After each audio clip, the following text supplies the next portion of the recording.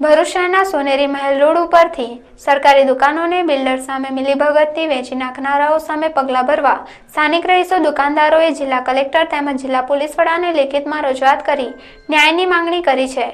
સ્થળની મુલાકાત લેવી જરૂરી છે।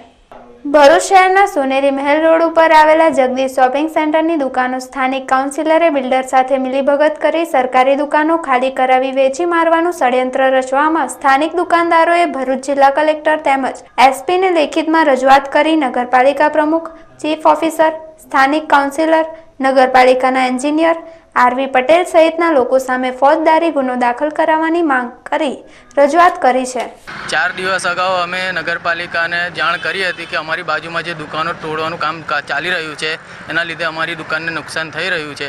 તે છતાં બી તંત્રએ કોઈ ધ્યાન આપ્યું નથી અને આજે અમારી દુકાનને નુકસાન પહોંચેલું છે। તો આમાં અમને ન્યાય નહીં મળે તો અમે સહકુટુંબ 5 બત્તી પર બેસીને આમરણ ઉપવાસ કરીશું।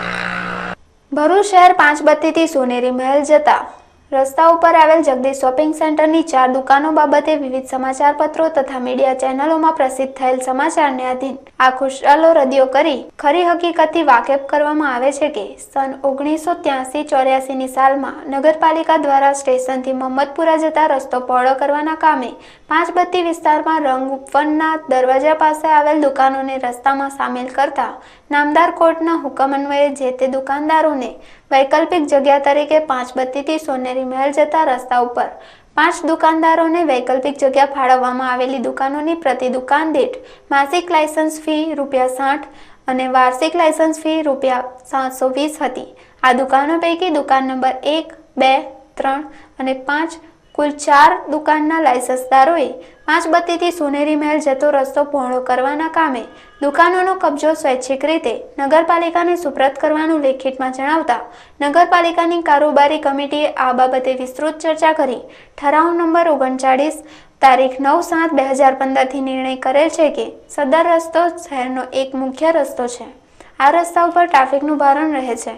નગરપાલિકા ભરૂચ દ્વારા આ દુકાનોની સામે જ નાળું પહોળું કરી રસ્તો પહોળો કરવાની કામગીરી હાથ ધરેલ છે।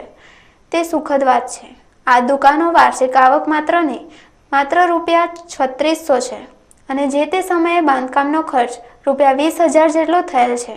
આ દુકાનોનો કબજો લાયસન્સદારો પાસે અને 1984થી છે।